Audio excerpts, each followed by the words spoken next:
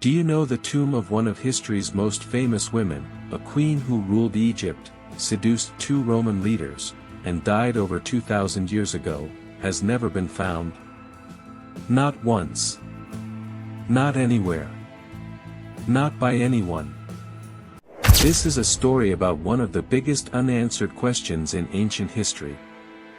Cleopatra VII, the last active pharaoh of Egypt, ruled from around 51 to 30 BCE.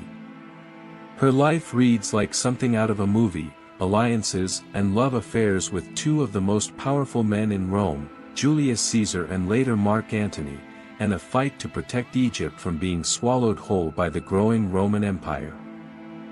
In 30 BCE, after Antony and Cleopatra's forces were decisively defeated by the Roman leader Octavian, ancient historical accounts say Cleopatra chose death over capture, reportedly by the bite of a venomous snake, rather than being paraded through Rome as a conquered prisoner.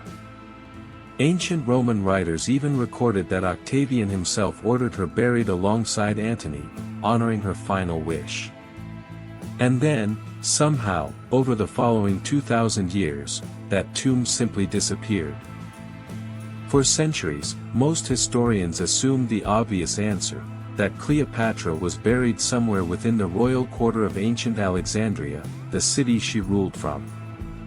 But there was a massive problem. Much of ancient Alexandria, including large sections of its royal district, gradually sank beneath the Mediterranean Sea over the centuries, due to earthquakes and rising sea levels. If her tomb was there, it might be lost underwater forever. But not every archaeologist agreed with that theory. For the last 20 years, a Dominican archaeologist named Kathleen Martínez, originally trained as a criminal lawyer, has pursued a radically different idea. She believes Cleopatra isn't buried in Alexandria at all, but at a temple called Taposiris Magna, about 30 miles southwest along the coast. Martinez's theory is built on a clever piece of reasoning. Taposiris Magna translates roughly to Great Tomb of Osiris, an Egyptian god associated with death and resurrection. She believed Cleopatra, desperate to avoid capture, may have deliberately chosen a symbolically protected, less obvious location, far from Rome's expected search areas, to hide her final resting place forever. When Martínez first proposed this theory to Egyptian officials 2 decades ago, she says they didn't take her seriously at all. So she made a bold, specific prediction, that excavating Taposiris Magna would reveal an extensive ancient necropolis dating to Cleopatra's exact era. Her team began digging. They found exactly that.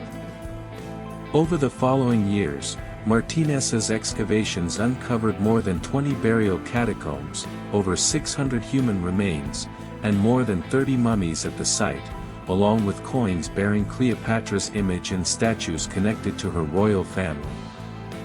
Then, in 2022, her team discovered something even more intriguing: a massive tunnel, over 4,000 feet long, carved more than 40 feet underground, extending directly from the temple toward the sea. In September 2025, working alongside legendary Titanic discoverer Bob Ballard, Martínez's team made their most significant find yet.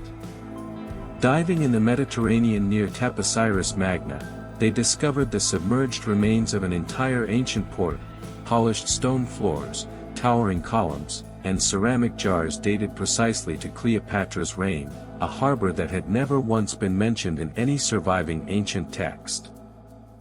Martínez believes this hidden port may have been used to secretly transport Cleopatra's body to Taposiris Magna after her death, moving her through that same underground tunnel to a final resting place specifically chosen to keep her hidden and protected, forever out of Roman hands. It's a compelling theory. But it's still, notably, only a theory. As of today, despite 20 years of excavation, hundreds of burials, and now an entire lost harbor, the actual tomb of Cleopatra herself has still never been definitively found anywhere. Most Egyptologists still believe she's more likely buried in Alexandria, lost beneath the sea.